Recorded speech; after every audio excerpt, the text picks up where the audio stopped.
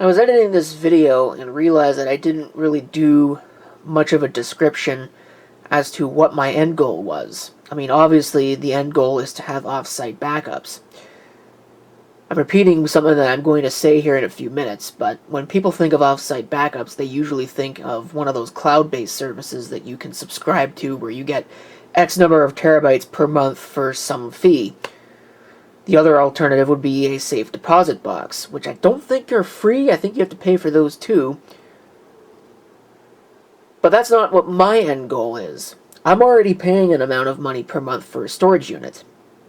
I also already have a backup server set up. Why not combine the two and come up with my offsite backup solution that way? Plus, doing this, it means the data is offline, so I don't have to worry about any kind of data breach other than the possibility of someone breaking into my storage unit and taking stuff out of it. But I think if someone does that, I've got far bigger problems. So in this video, I'm going to go over the process of configuring my existing backup server for off-site backups. Just to summarize the video, and probably just mean that no one's going to watch it beyond this point, I ended up buying 4 5 terabyte external portable hard drives, the largest size that you can get as of the making of this video. And utilizing one new internal 2 terabyte drive, the 2 existing external drives that were already on the machine, and these 4 5 terabyte drives, I have 2 sets of backup drives. 2 of the 5s, 1 of the 2s, to back up the 5. It was 6. It'll be 5 by the time this video's done. Backup volumes on that server, and then I can cycle these backup sets around on a monthly basis. So without further ado, let's get on with the video. Oh, and one more thing. I do call Sigma NAS Linux in the video. Technically that's not true, it is FreeBSD. I'm not an idiot. I know the difference between the two. You don't have to tell me about that. But I'm going to make the argument that unless you're a Linux zealot or a Unix weenie, the differences are academic and don't exist. From a practical perspective, they are one and the same. You can argue with me all you want, but I think you'll find that I don't care. So your argument would be best spent on someone who does. Thank you. Onwards and upwards.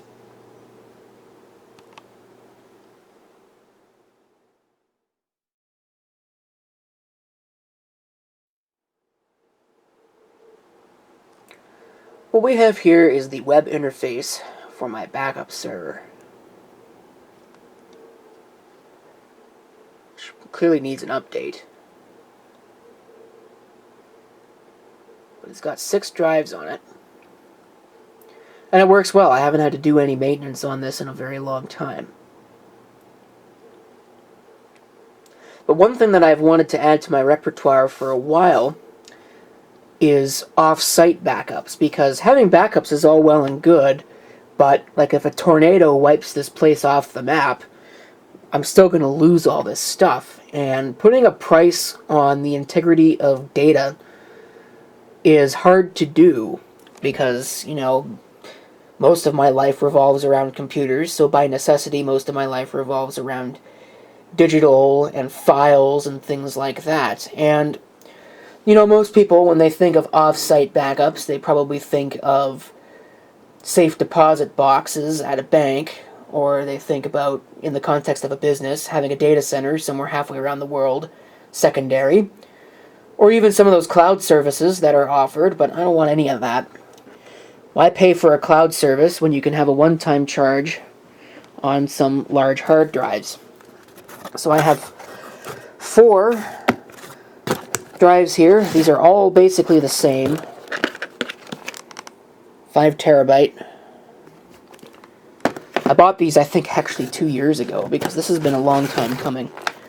This one's also a 5 terabyte, just happens to be a Western Digital, because that's what was available at the time. But,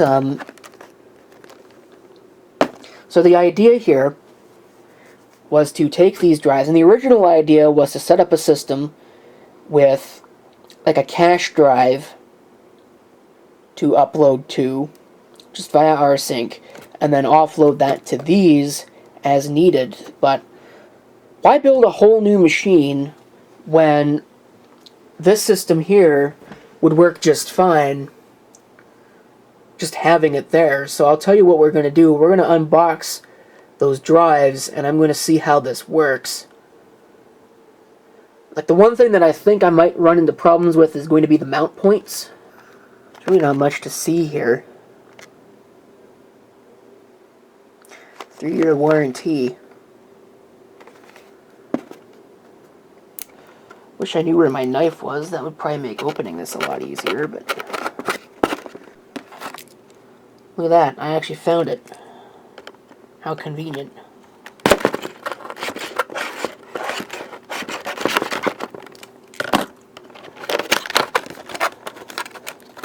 Should work and allow me to extract the drive.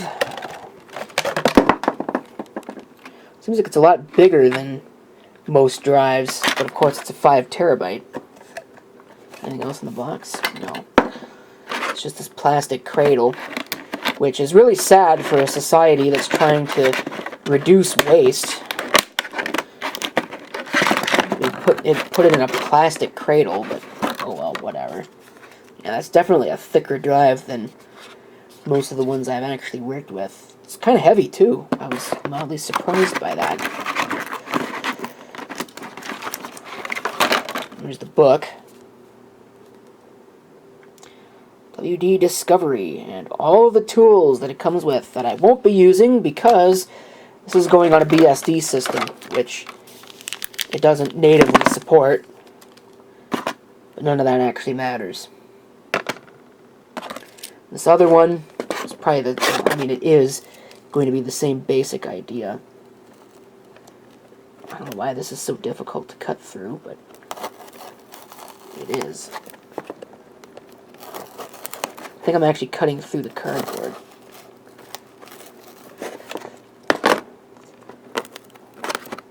Yeah. I might have to pause on this. I was hoping to do this all on camera. This is quite the video. There we go.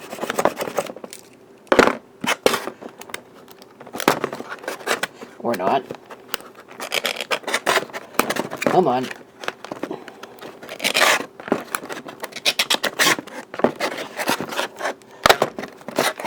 Yeah, again, this is a bigger drive than most of the ones that I've worked with. It's the same packaging. It won't come out of the box.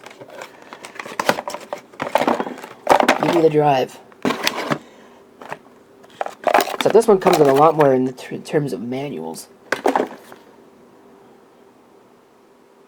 Quick start guide. And data recovery. Your new Seagate drive includes Rescue, a world-class data recovery plan that is available if and when you need it.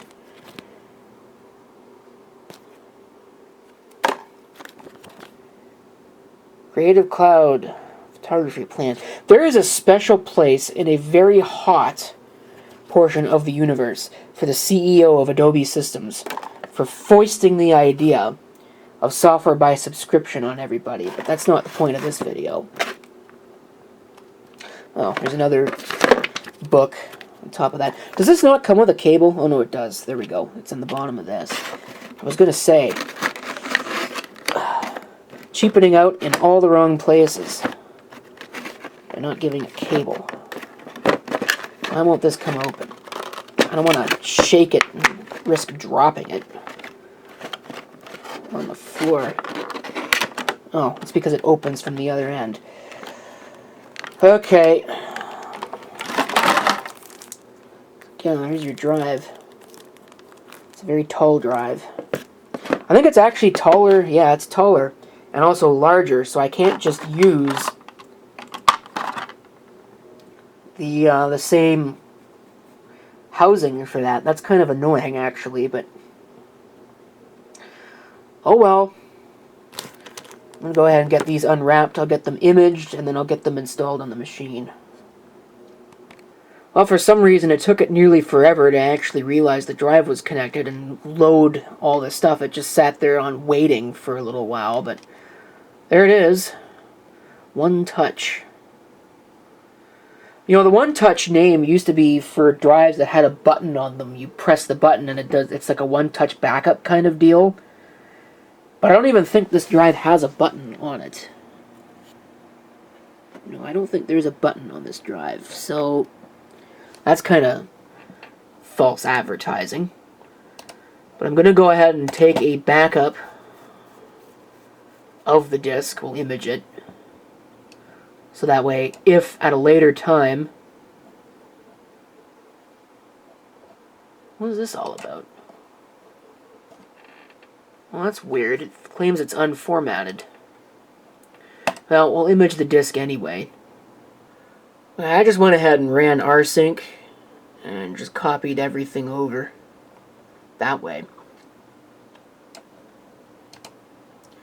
That's probably what I'm going to do for both of these drives, is I'm just going to do it like that, because it seems like it's way easier than taking an image, especially because the disk doesn't seem like it's formatted right, and I have a feeling that's going to take up a lot of space, or it's going to try and take up a lot of space, even though the drive is mostly empty. As it turns out, it looks like the Western Digital drive actually uses a standard format, as opposed to the Seagate drive. I would imagine that the way, or the reason why the Seagate drive is set up the way the Seagate drive is set up is it's a holdover from the days when the Mac OS didn't really work with NTFS volumes. But, I mean, those days are long gone, so I don't know why we still have this problem. But part of it all doesn't really matter anyway, since they're not going to be NTFS. Right. So there's the two drives. There's actually another backup plus, or no, sorry, a One Touch right there. That's a smaller one. I think it's a 2 terabyte. You can see how long they've been sitting here. Look at the dust on that. But I got the dust on the machine too. I haven't had this thing apart in a while. I'm going to have to move it so that way I can access the USB ports a lot more easily on this. I also hope that I actually have some spare USB ports. I think I do, because I think that has a USB 3.0 card in it that should have 4 ports. I think. I don't actually know. I do remember this machine having some problems with the USB. The integrated onboard USB was causing the system to not function correctly. So hopefully this isn't a bad idea, but I guess we'll find out together. Okay, I went ahead and plugged in both drives, so they should both be available now. I see one of them. I did see some messages for the Seagate drive on the console. Hopefully the machine is detecting it properly. Import disks. I don't really want to clear the configuration.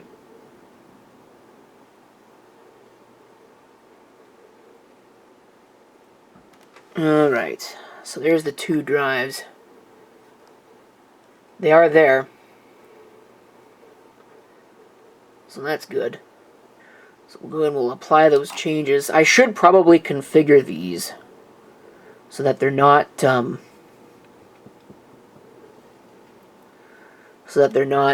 always on, but I guess it doesn't really matter at the end of it all. But we're going to format them for UFS.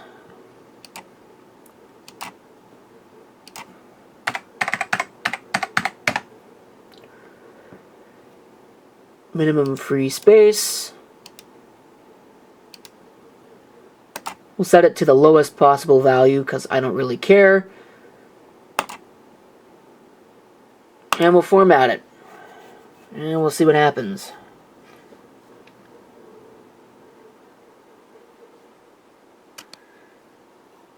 Lots of output. Still going, lots of output. It's an ominous message that says that the journal file is fragmented, but we have our UFS file system, so I'm going to have to mark that down. Hit OK on that. We'll do the next one. Well, it did the same thing. Still says the journal is fragmented. So I wonder if maybe it just doesn't support these 5 terabyte hard drives. Maybe they're too big or something. I don't know. But let's set up our mount points. Get these figured out. That gives me my 2 storage drives there. You can see the difference in space availability, but that's fine. I'm not going to have a real big problem with that. So what I'm going to do now is I'm going to come in here. I'm going to go to my rsync. First of all, I'm going to get rid of this module that I don't need. Where is that? This offsite drives module. I don't need this anymore. Get rid of that. And we'll do local. I'm going to get rid of all of these because they're not needed.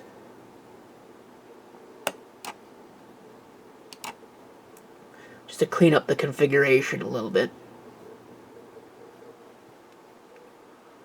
I told it to delete them, but it didn't delete them. They're still there. Oh, there we go. So, alright, local. We're going to do this one first. And it can go here.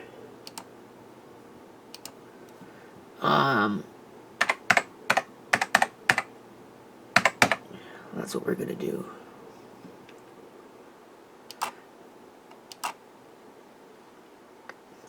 This will be the first one. And it's monthly. Cursive, preserve times. We'll do that. That's fine. Preserve everything else.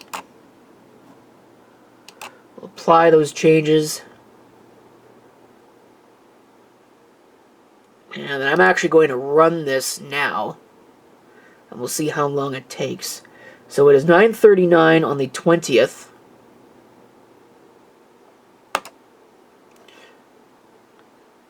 And we'll see what happens with that. How long that's going to take. You can see data is being transferred now.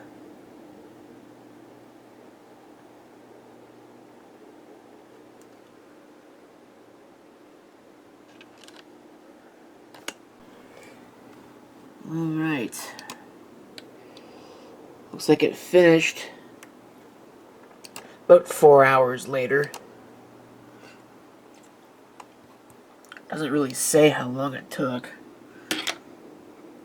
Yeah. 9:39. 1:44. We'll call it 5 hours. Just to give it a little bit of headroom here on this. Because I'm going to make the next one. It's going to be you. This one's going to run overnight.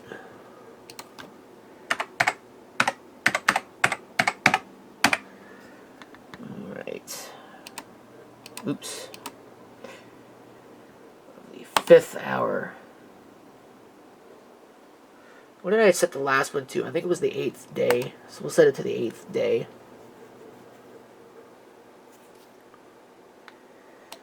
Monthly. Same settings that we had before. We'll add it. We'll make sure. Yeah, it was the 8th day. We'll come to this one. And we'll run this one. And this one is probably going to run all night. Because it's got 3.12 terabytes that I will need to transfer. So that is probably going to take a while. Sneak peek at a potential future video, or maybe a video in the past. You've already seen this, but I moved the desk so I could do some work in here. There's still a lot more work left to do. Look at the disaster that the wiring is in, but... well, anyway. I put that back into service, got that fixed, that'll be in the video. I added 2 more drives to this. So, external, because it doesn't have any space for internal drives. I'm going to have to swap out a drive in this, and I know I'm also going to have to replace the cooling fan in this one. I forgot about that. But this one is going to need some work. That's a future problem. But the problem, of course, in this video is this. You can see I've removed 3 of the 4 external drives that I had on here, because what I did is I had 6 backup drives when I started here. 5 and 6 were barely used, and that's a 2 terabyte volume. In fact, that's on here right now. That was the 2 external drives. So I combined them all into this one, both of them, and I used the other one to exactly duplicate this. So I now have 3 sets of drives for offsite backups. They're sitting right here.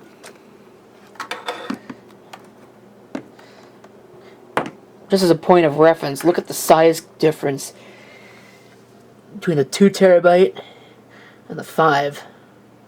It's quite something. This is also quite yellowed because it's obviously been sitting in there in the heat. But, so those are now off-site drives. But what I'm going to do is I need to get that thing out, because I think I have the capacity to install 1 more internal drive, 2 terabytes in size, to replace this. And then this can be the other off-site drive. And then I'll have my 6 drives I need to cycle around for off-site backups. And I was prepared to tell you that I didn't know where I was going to get a 2 terabyte drive, but silly me, I removed a machine and it's got like 4 drives, so I'm going to use this one out of it. 6 gigabit per second. The other option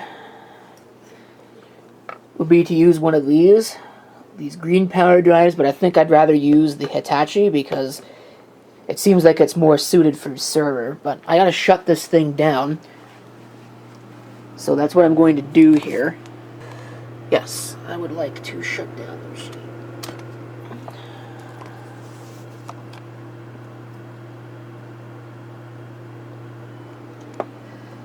And then I'll have to get it out of here, and that might be interesting as well.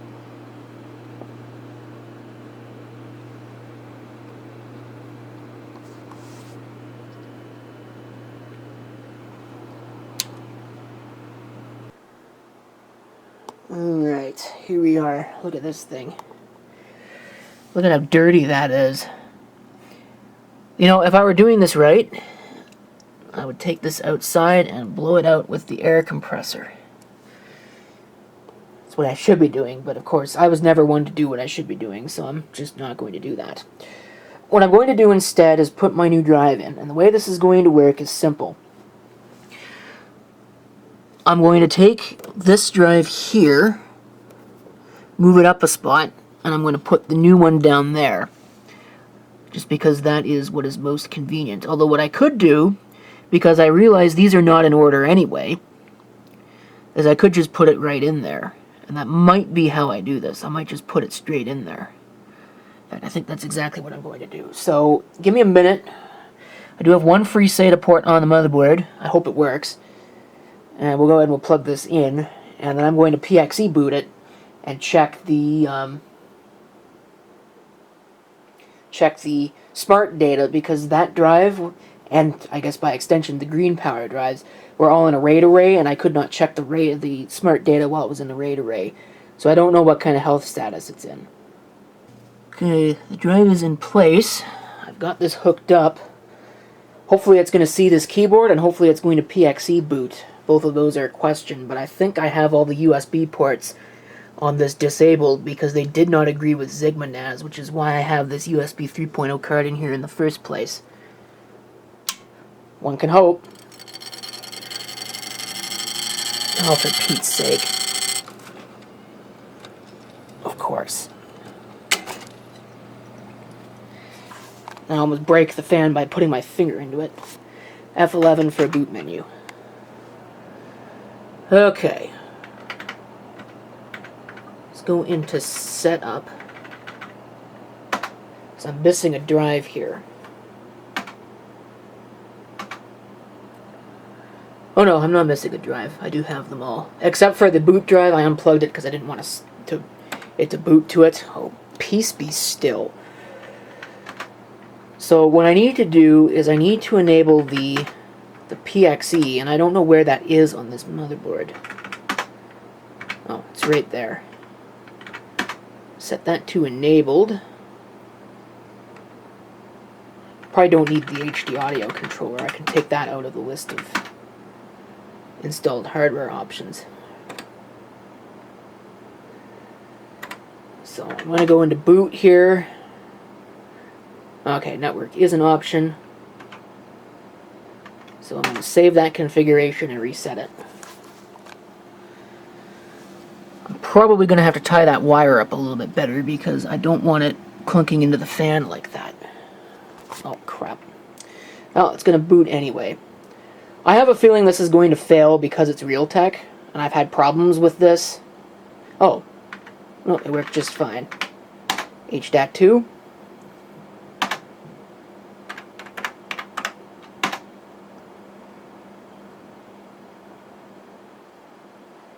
And it doesn't see all of my drives. I'm missing 4 drives. Why am I missing 4 drives? Yeah, I should have seen that coming. So I'm going to take that out and get different discs. A different disk. And try that. Because that's not going to work. Okay, we're back. And we're ready to power up. Now, I'll just about guarantee you that I've bumped a cable and a drive won't show up. Hopefully that's not the case, because that would make me angry.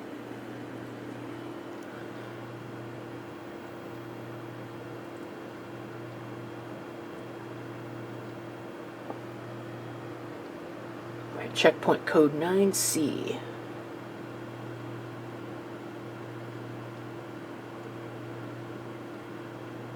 Please boot.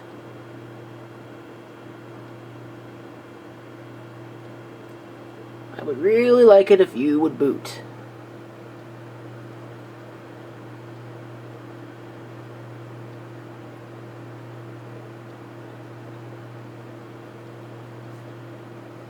Alright, why is this taking so long?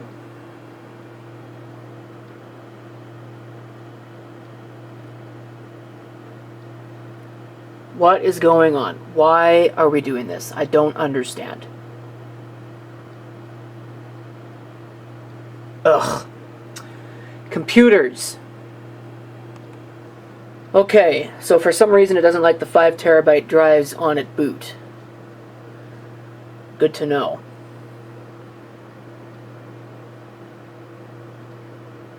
I don't know if once I erase them, because I know that they're formatted in a weird way. I think we saw that earlier on in the video. I'm hopeful that's not going to be a problem, but it probably will be. Because, of course, you know, everything's a problem.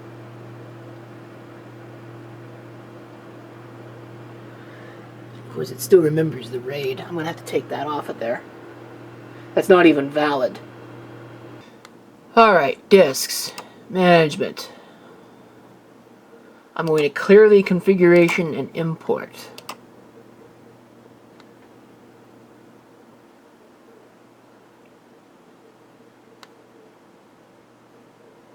Okay. So that looks good. I now have all my drives.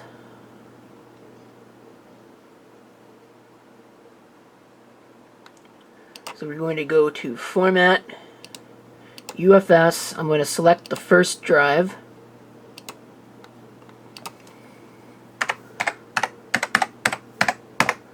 We'll call it that. Do not erase the boot record. Well, I will erase the boot record. I'm not going to check that. Or the advanced format, even though I think that is an advanced format drive. Yeah. So, I don't care. I don't know if it works, so I'm just not even going to bother. We'll let that format, and then I'm going to do the same thing for the 5 terabyte drives. Okay, I wanted to check something here. No, there's no soft RAID disks available, so my mount point, this is going to change. This disk is Offsite 3. Save that. This is backups 5, which is probably going to fail because it's already there. Oh, no, it worked. Okay, cool. Now I need the other ones here. We'll hit apply, and we'll see what happens. Oh, why do we have an error? What's wrong with you?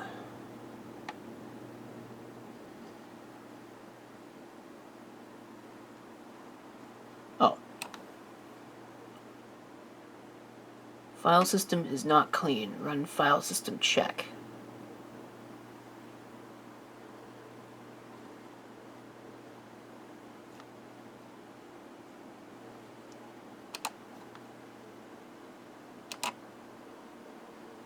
Why are... You know, sometimes I really don't understand why Linux is the way it is. I'm going to just reboot it. We'll do it that way. And there we go. Look at that. They are all mounted now. So I don't know what that was all about. It actually probably, being honest, it was probably because I tried doing these two at the same time, and one of them was already mounted, and of course it broke everything. Typical. I know I said Linux earlier. It's not Linux, it's FreeBSD, but in essence, the two are almost one and the same. So anyway, let me go ahead and create my rsync so I can move all of the files back. Why did that do... Okay. That's weird. So, fine. We'll just do it like that. Okay. Execute. So now if I come into the log, that's gonna fail. But it should now be working. So that's pretty much all I've got. The last couple of things I will need to do, of course, I'm going to need to update the operating system, and I'll need to back up my configuration, but that's stuff that's external to the video. So I would like to thank you for watching, and if you've got any comments, feel free to leave them below. I can now feel safe knowing that my data is backed up off-site.